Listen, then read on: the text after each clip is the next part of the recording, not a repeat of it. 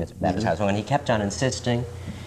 And one day, I got an idea. And the idea came from Al Jolson, who always used to slide, Mammy. And I got the idea of Mame from that.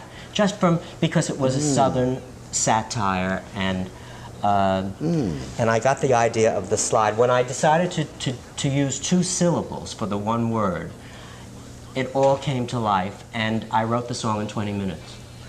And but I say I wrote it in 20 minutes, but it honestly took me about a year to get the courage to get to that 20 minutes.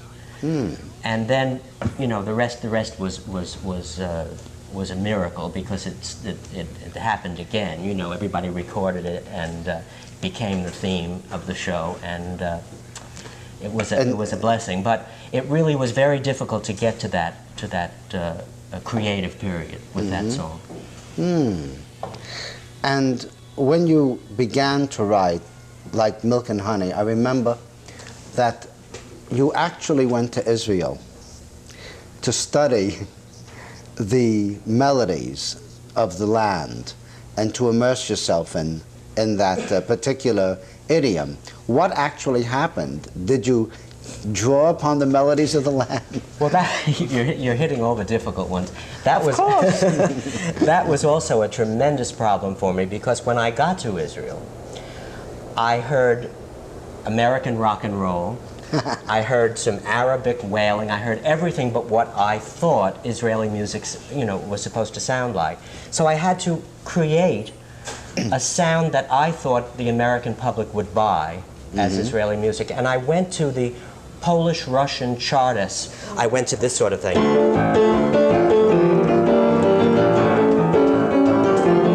which I used, you know, in the show. And that was inspired by my having heard Russian folk songs in Polish, and it really is not Israeli, and no one knew it at the time, but I'm telling you the truth, it was not Israeli. It sounded but it was like, well, Jewish, the King and I sounds Oriental, yes. And it really isn't. It's great Richard Rodgers, American melodies, but he used a little trick that made it sound Oriental. I used the minor in Shalom, Shalom, you'll find Shalom. I used just a kind of nostalgic, almost sad waltz in minor, and it all came out sounding Israeli, but it's not. Well, they may adopt it as a national anthem. It was so appropriate. In fact, you hear that song on the ship, on the Shalom. They play it. In essence, you captured the spirit of a people, even though that spirit was not manifest in the day-to-day living of the people when you went to Israel. You know, it's so hard to follow a good act, like we were kidding before, Michelangelo, paint me another Last Supper. But when you do a show like Milk and Honey, and you meet a David Merrick, I guess he feels that all you can do is write chartist music, that you couldn't write American music. Milton. I was labeled an operetta composer. And David Merrick came to me and said, you know, I think your work is very good in Milk and Honey, but I'm doing an American, purely American musical based on The Matchmaker. And my antenna went up, and I had loved The Matchmaker and desperately wanted to do it. And I had to prove to this man that I was not Franz Lehar. And I really, what I did was I locked myself in my little apartment that I had in the village at the time, and I wrote 3 songs for Dolly that are in Dolly right now. They were all used. And 3 songs you wrote, what? I'm good under pressure. In fact, I'm better under pressure. If you tell me I have 6 months to write a song, I'll dawdle, and I'll think of all kinds of excuses. I'll take a walk, and I'll do everything but get to the thing. But if you tell me that I have to turn something out, like for A Day in Hollywood, or this idea of mine to present David Merrick with a couple of very American-sounding things for The Matchmaker. Fascinating. I work very well. You know, most people say they can't work under pressure. You talk to any creative person, 99 and 44, 100% of them will say, oh, don't pressure me. I can't do my best work. What are you pushing me for? And here's a man who has never complained about pressure. In fact, he thrives under pressure. And it's just amazing. Now, any of you out there who are going to ever give me that story again, it just won't work. But when you did these songs for Merrick, did you immediately get the assignment to do? Immediately. I taught a girl singer, a friend of mine, Alice Borden, the 3 songs, because I was afraid if he heard what came out of my throat, he would throw me out of the office. Yes. And we went in, and I said, Mr. Merrick, I have something for you to hear. Mm-hmm. He had no idea that, you know, I was coming to him with 3 completed songs, because I had only seen him on Friday. And you saw him on Friday? This was Monday. And you came back Monday. And I went in and we did Put On Your Sunday Clothes When You Feel Down and Out, which, you know, was very American, and you can hear the banjo strumming in the background, you know, as I played it. And I also played him the opening number, I Put My Hand In, which I thought was a good character song, which showed a lot of lyric writing, because it has a very complicated lyric that shows Dolly's garrulousness and a great deal about her character. And the third one was Dancing.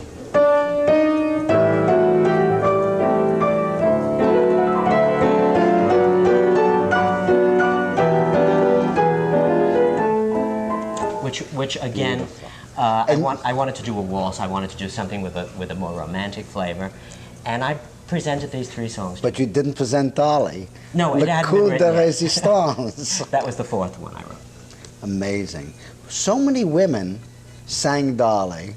I mean, you've worked with the greatest multitude of performers that any composer has ever worked with, and they all want, and they're waiting to hear Jerry's song, and they're waiting to perform in Jerry's musicals. But did you learn anything about your own composition, your own talent, from hearing the different interpretations of different women who sang the Dolly song? I learned something from every theatrical experience I have, even from going to see other people's shows, and even from seeing my own work done badly. I mean, you learn from everything.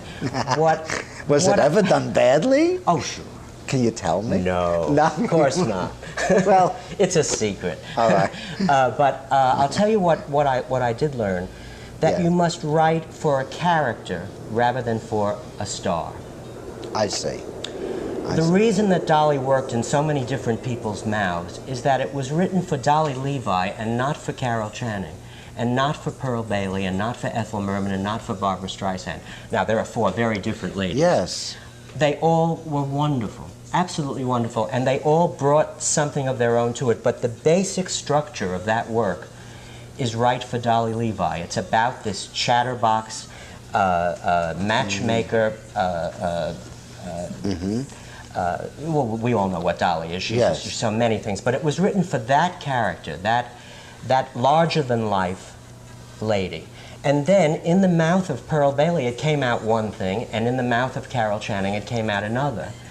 And it was full of surprises for you. And it surprised me how many. I'll tell you who was wonderful in the show, and it was an enormous surprise to me. Phyllis Diller. Now that's left field. She was absolutely wonderful because she gave it her own twist, and I learned very, very, very quickly not to write for a star, but to write for a character. And when you write for a character, everyone who does it becomes a star. It's amazing. Now, you've worked with the man who is probably one of the most difficult men. I mean, he's noted as a great man, and yet a very difficult man. And that was David Merrick, the man who raved so much about Jerry. I mean, so few people, you're probably the only person that I've spoken to in my recollection who actually, you know, you've said so many wonderful things about David Merrick. Did he teach you anything special about it? Oh, I mean, we could sit here for 3 days and I could tell you what David Merrick taught me, because Yes, he's difficult, and he would be the first one to admit that he's difficult. But he's difficult because he's a perfectionist and because he loves the musical theater. I love the musical theater, so we instantly had some kind of a rapport. And when he threw out a song of mine, when I thought he was being hard on me, Yes. he was doing it because he wanted a better show. And when see. I realized that, we became fast friends, and I would like to work with him again and again. I've done 2 shows with him, and I'd like to do a 3rd. You know, he taught you, in other words, not to have so much pride of authorship that you couldn't eliminate a song even if you loved it. Exactly. In the Milk and Honey experience, I held on to every note and every word. I thought everything that I had written was it. Yes. And I didn't want to cut, and I didn't want to change, and I didn't know what that was all about. In the Dolly experience, I threw out as much as I wrote because I had 2 taskmasters. I had Gower Champion and David Merrick, and they both taught me to, come up with the best possible thing. If there was a way to do it better, then they sent me home to do it better. And Dolly turned out to be what it was because I was not afraid to throw out things. Now I'll throw out anything.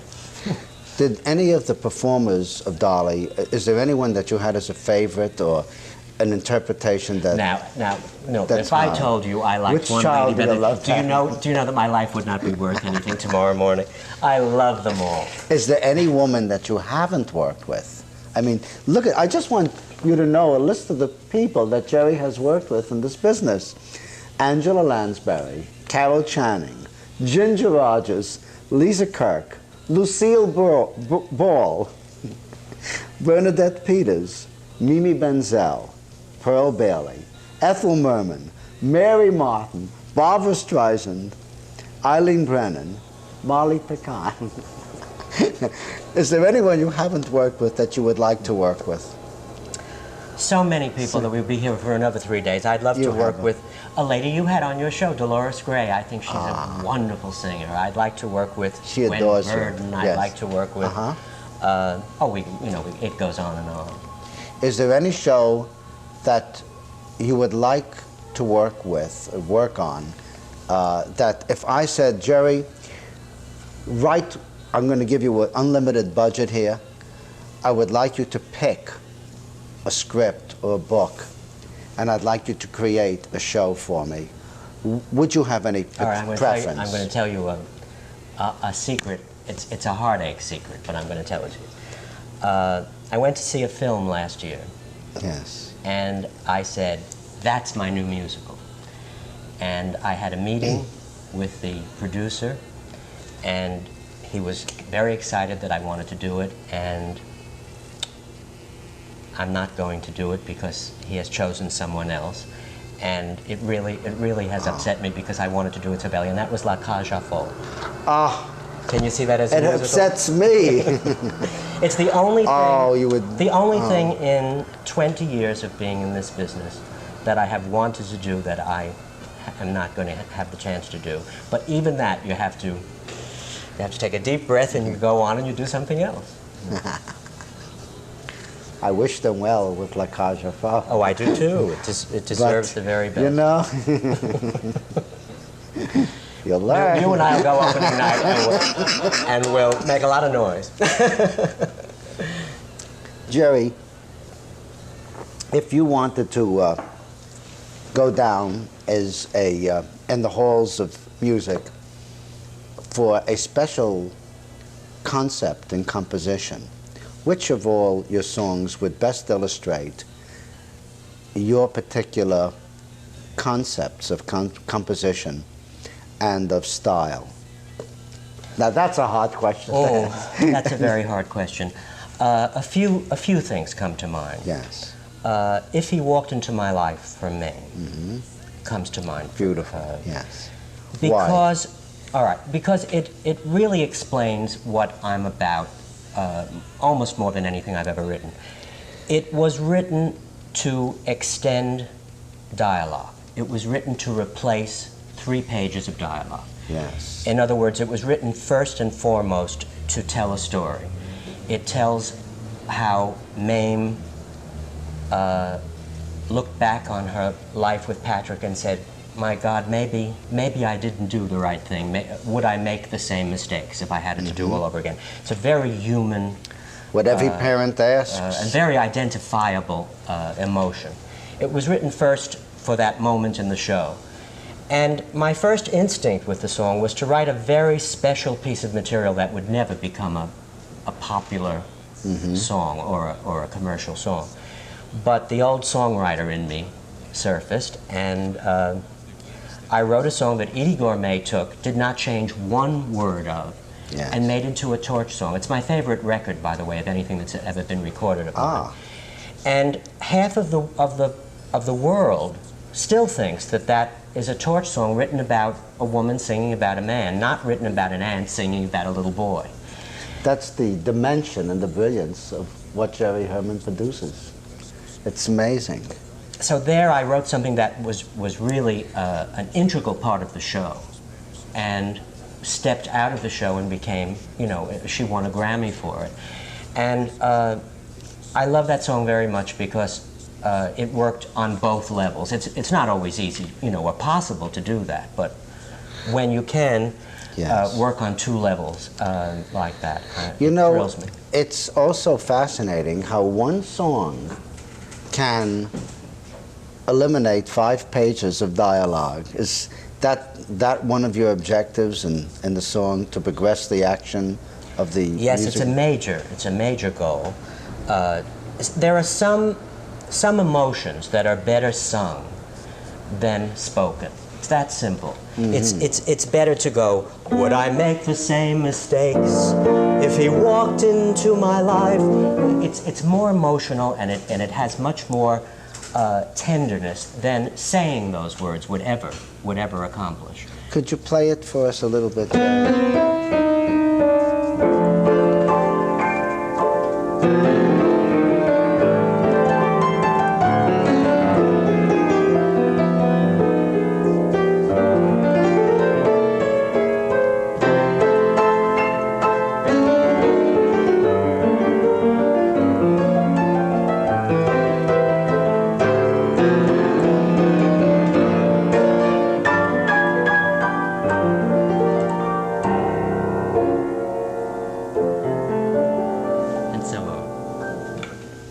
That's beautiful.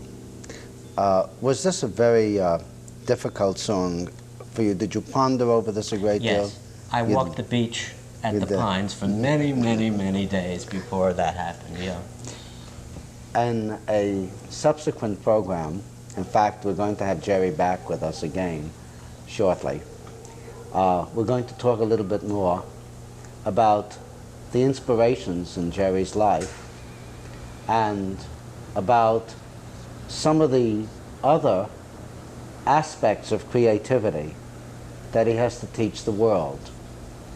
And I don't want to be like a little piggy, Jerry, but I wondered if you could give me an indication. Is there some song that keeps coming back to you that you've written? And I wondered if you could just play that for us, one of your favorites at this moment. How about that tough song that we talked about earlier, that Bobby Fryer kept on asking for? Good.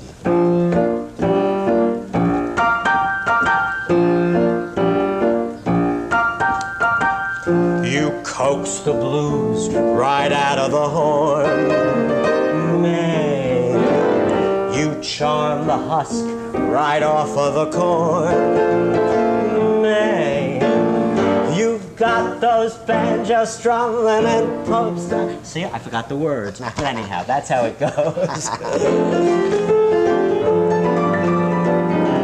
The whole plantation's humming since you brought Dixie back to Dixieland.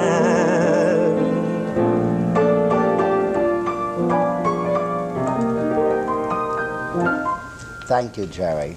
Pleasure. And I want to thank you all again for being with us on this Romancin with Stanson show, and to sharing Jerry Herman, the winner of so many awards, Tony Awards, Grammy Awards, PAT's Gaslight Awards, Variety's Best Composer Awards. It would take another program for me to go into detail as to how many great awards Jerry has won and what tremendous recognition he has achieved in his field. And we will be back for another show, and we will go on and discuss a little bit more with Jerry about his concepts and about music. The world spins with it, and our hearts grow with it and go with it, and how it affects our lives. And Jerry Herman, the master of all composers that I've known in my lifetime, for having that profound effect on our culture and on our daily joys. And for that, thank you for being with us on another Romancin with Stanson. Good night. Love you. 6, 5, 4. Welcome to another Romancin with Stanson. And today, we're coming to part 2 of a romance with Jerry Herman, a name who is one of the greatest composers that the world has known and that we have been able to enjoy in our particular culture. And Hello Dolly. And that's Jerry playing Hello Dolly. Hello, darling. You know, we talked so much about Jerry's successes, his Mame and his Dolly and Milk and Honey, and we haven't talked about some of the things that happen to great artists, sometimes things that just don't go right and go according to plan. What happened to that, you know, that I enjoyed Mack and Mabel tremendously, but what happened to that particular show? I mean, that was one thing that didn't go according to what should have evolved from such beautiful music. Well, the truth is, I don't know what happened. And because I don't know what happened, I'm going to do it again. Now, that's really a glutton for punishment. But I'm going to do Mack and Mabel again in the fall of '81. And we're going to do a new production, new scenery, new stars, new director, new everything. And we're going to see if it doesn't work the second time. I might try it a third, but I won't go any further. Are you going to rewrite it? Are you going to add new songs or change things? We're going to rewrite certain aspects of it. For example, this is really an answer to your question, what happened. I always felt that the ending of Mack and Mabel was particularly maudlin and sad, and it ends with a death. Yes. And it did not send the audience out feeling that they had seen a musical with a happy score, and it really is a musical with a happy score, except for the fact that we ended it with her death, and I think that's a mistake. We're going to rewrite the ending. We're going to add some more color and some more fun to it, but basically we're going to do the same show because Mike Stewart, the author, and I truly believe in that show. And I think we, the creative people in theater, should have a chance to do something again if it didn't work the first time. And I'm going to take that chance, and it won't hurt as much the second time if it doesn't work. I'll just shrug my shoulders and walk away. It hurt a lot the first time because I really do love it. And there's a beautiful song in that, the Roses song. I Won't Send Roses. Would you play it? Sure. Are you in a mood? Well, for you, Milton, of course. It really was haunting. Yes. Let me just tell your audience what it's about so that they understand it. Max Sennett is a tough customer, and he warns Mabel Normand, who is obviously madly in love with him, that it's not really all going to be roses. It's going to be quite the opposite of what she expects. And he warns her by singing, I won't send roses or hold the door. I won't remember which dress you wore. My heart is too much in control. The lack of romance in my soul will turn you gray, kid. So stay away, kid, for forget my shoulder when you're in need. Forgetting birthdays is guaranteed, and should I love you, you would be the last to know. I won't send roses, and roses suit you so. My pace is frantic, my temper's cross, with words romantic I'm at a loss. I'd be the first one to agree that I'm preoccupied with me, and it's inbred, kid, so keep your head, kid. In me you'll find things like guts and nerve, but not the kind things that you deserve. And so while there's a fighting chance, just turn and go. I won't send roses, and roses suit you so.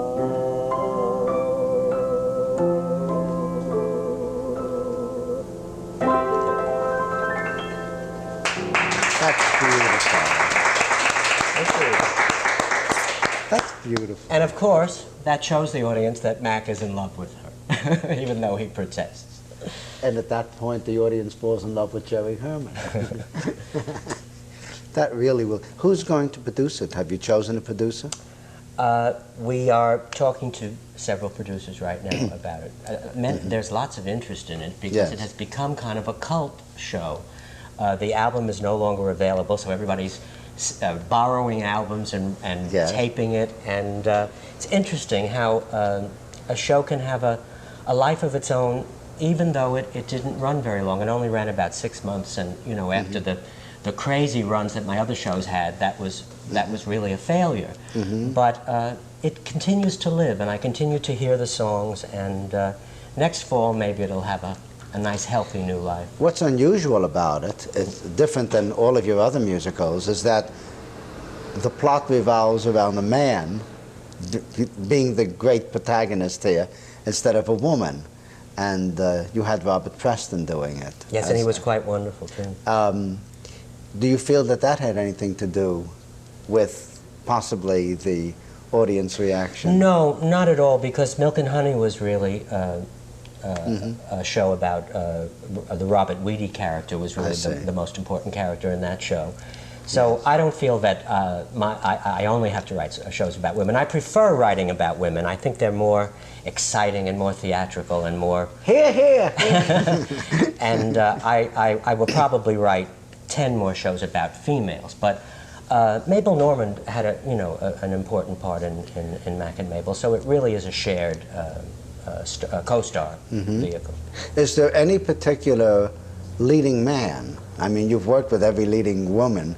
Is there any particular leading man that you would like to work with? Well, I have a new favorite. I saw Pirates of Penzance last week, and I think Kevin Kline is the greatest new star to come along.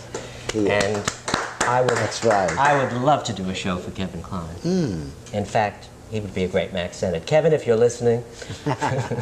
Cool. That's wonderful. The who really was your greatest inspiration for your creativity? Who was really the greatest human being, the factor in your life? It's going to sound like the most awful cliche in the world, but my mom was Mame.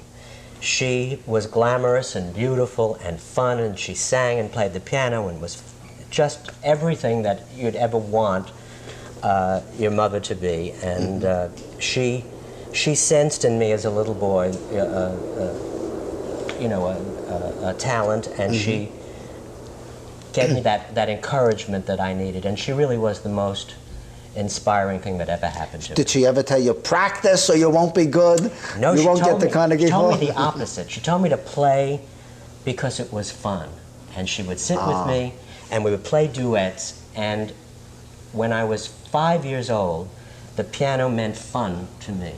And I can't thank her enough for that, because that stayed with me. It's still fun. And if I have to write a whole new score, and that's a lot of work, that's a year of my life, I don't think of it as a terrible chore. I think of Ruth telling me that it was fun to sit at the piano. What's the last show she saw that you did?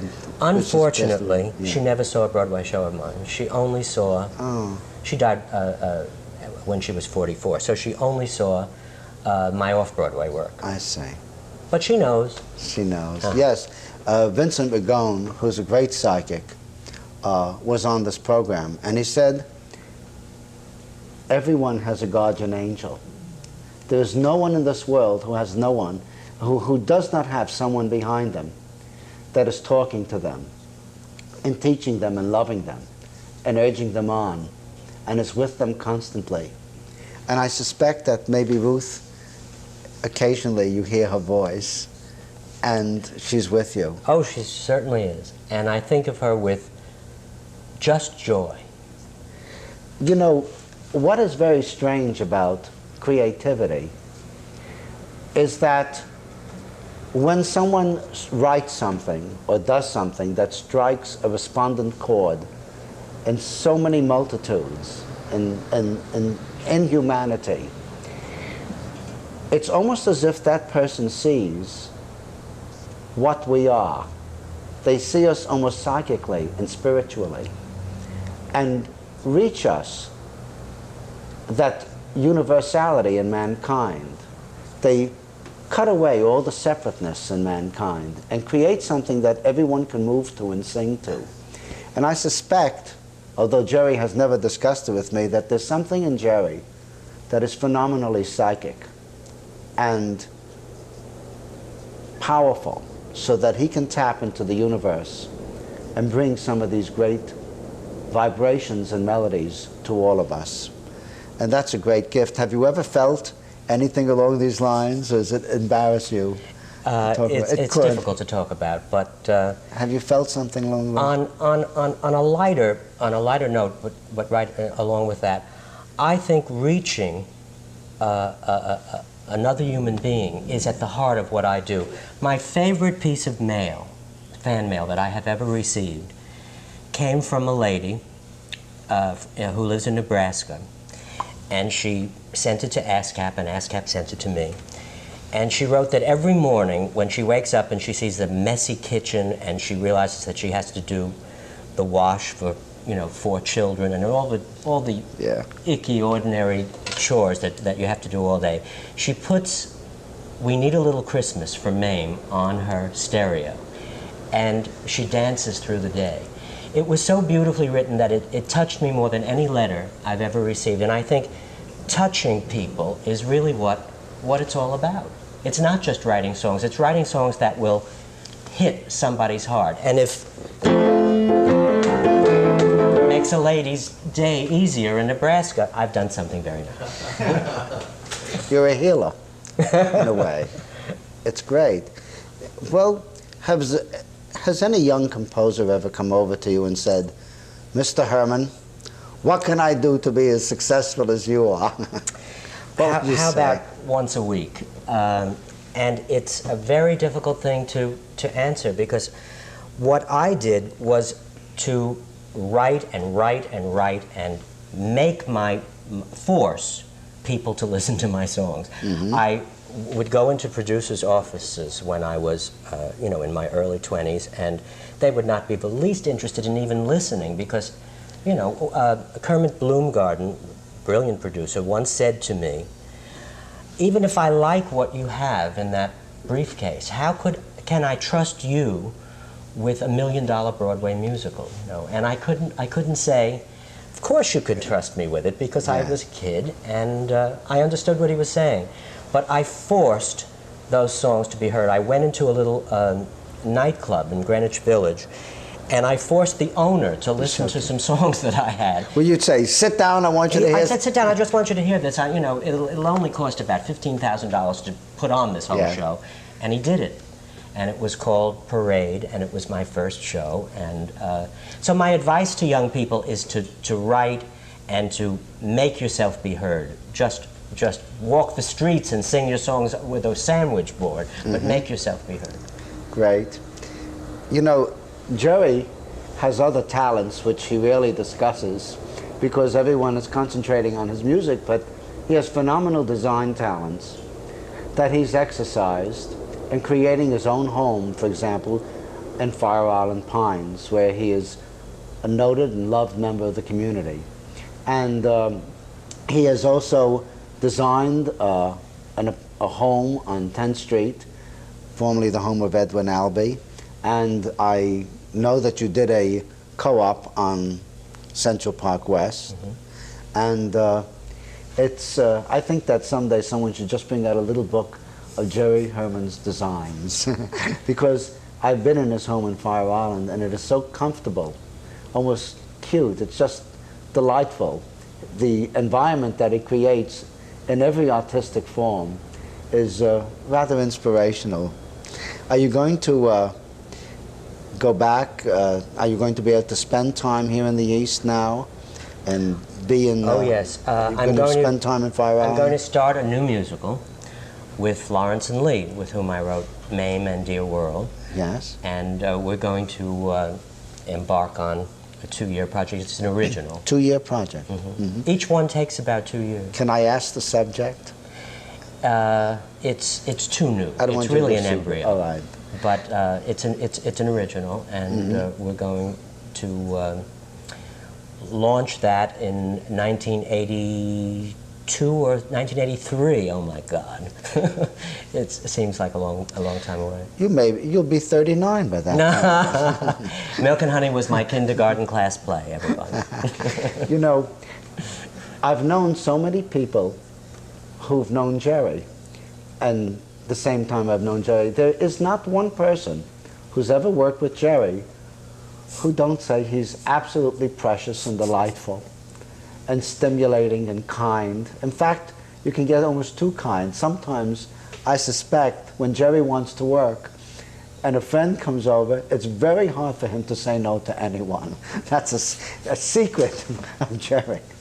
And it really is difficult when you love so many people to be able to say, I'm creating a song. So all you people out there who love Jerry, just understand that one thing, that sometimes, you know, he could be walking down the street or something, he may be thinking of something that may be something that you'll all be singing someday. So be patient with Jerry. But, you know, people like Dom DeLuise and Ruth Buzzy and Charles Nelson Riley, people that Jerry discovered and worked with in the past, just constantly, I mean, years after they've worked with him, they say there's no one like Jerry. And it really is inspirational to hear people talk about a man like this, because when you're successful, everyone's supposed to hate you. And this proves, Jerry proves, that you can be creative on the fire, and you can be loved even though you're successful. And it's a great lesson to learn. Do you want to talk about Under Fire? Sure. You think that's a good subject? I was in a Detroit hotel room. This is a favorite show business story of mine. And the end of Act One of Dolly was not working at all. And David Merrick and Gower Champion came to me and said, you know, the whole approach to the end of the act is wrong. We have to redo it. And we had a meeting and decided to turn it into a parade. And I locked myself in a hotel room, again with candy bars and milk, and wrote Before the Parade Passes By that night, and in the middle of the night taught it to Carol Channing, who came down to the room, and we put it in the show in about a week. And again, it's pressure. I work very well under pressure. In fact, I work better under pressure than I do with time. And I'm never afraid of the pressure of that kind of a situation. Out of town can be grueling, but it can be very rewarding, as in that particular case. It really turned the end of the act into a high moment instead of what we had had. What do you like most about the particular talents of of Angela Lansbury? Because I know you know she's been in so many of your work. What is there about her in your? How about everything? Okay. Angela Lansbury is the consummate musical comedy performer because she is first and foremost a great actress. And then she sings and dances and is a comedian, and when you put that all together, there's just nothing like it. I mean, she is truly brilliant, and I would like to do 25 shows with Angela. You know, she's the total professional. But first and foremost, she is an actress who is different in every role. Think about her in Sweeney Todd. Think of her in Mame. Yes. They're two different women. She becomes the character you hand her. Has anyone ever spoiled one of your songs? I mean, have you ever felt that one of your songs has been misinterpreted by a, you know, perhaps in Hollywood or on Broadway? Well, Hollywood is a difficult subject for me because Hollywood ruined both my favorite children, Dolly and Mame. They did. And I'm not ashamed to say that. They had no concept of what they were doing. They didn't do the original work, and they changed both of them to the point where I was not pleased with either film. Although I loved both ladies who did my work. They were not the original concept. I like to see a Broadway show documented on film forever. There is no documentation of the original Dolly and the original Mame. Future generations will never know what that looked like, will never know what the choreography was, will never know what those two great performances were. And I do think that's a shame. So when we talk about ruin, I have to use Hollywood as the culprit. What I mean, here was Dolly was written for an older woman, and they had they cast a 24-year-old brilliant girl. She happened to have been so brilliant that she was able to make people forget for a great deal of that film that she was supposed to be 64.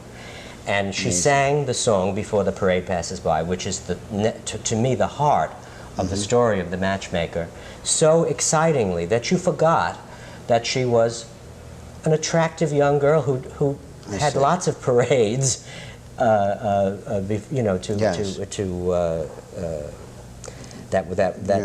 would be in her life before one passed her by.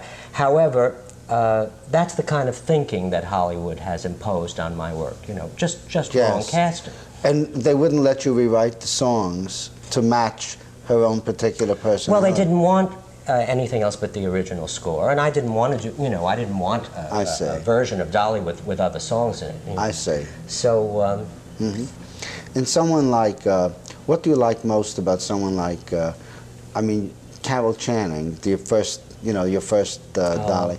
Carol what particular thing do you like about her talent? Well, she is, I just said this about Angela, and I'm saying it again, but she is another total professional who goes out there sick, well, I see. and gives the same performance. She is larger than life and takes a character and adds her own dimension to it.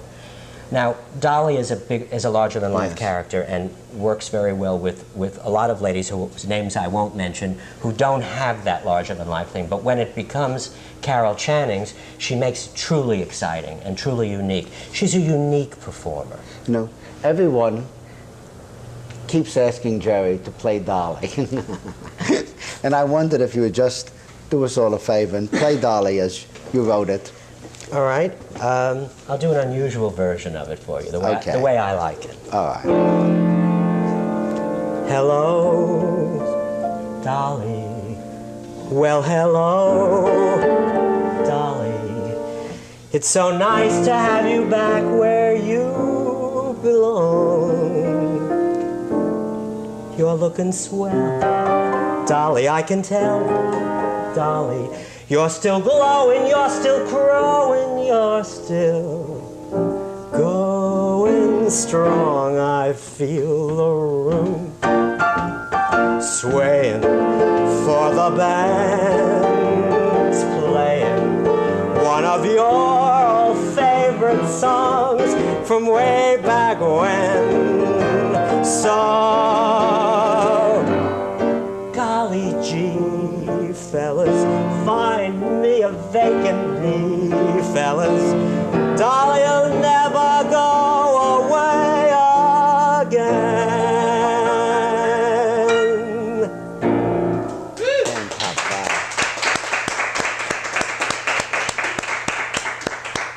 Is there one song that you haven't written, I mean that you've written that has not been played, that you particularly like? Is there something that hasn't been, it may have been published or something that the world hasn't recognized yet? I have a trunk full, Milton, and I'm going to use some of them in subsequent shows. You're going to hear a lot of stuff that I wrote 5 or 10 years ago. It's nice to have a trunk, because when you start on a new project, as I'm about to embark on, I don't feel empty. I feel that there's a melody that I might pull out that I wrote in college that no one has ever heard, and it's just a nice security blanket. I may never use them, but it's a nice feeling to be sitting on something. I remember not too many years ago seeing the first Jerry Herman show that I had ever seen. It was in the Theater de Lys. It was called Parade. And I went over to Jerry at the end of the show and I said, you know, you're very good. What are you going to do about it? He says, well, he says, there are people who are interested in my career. And he says, well, maybe someday I'll do a Broadway show. And I don't know if you remember the incident, but everybody kept saying that he is talented, and they were all right. And I just want you to know that he's added so much to my life and to the lives of all the people in show business and out of show business, the lives of the people in the community that he lives in, that I just wanted to give my own special tribute to Jerry Herman. And thank you very much for being with us and sharing yourself with all of us. Great fun. I love you, Jerry Herman, and I love you all.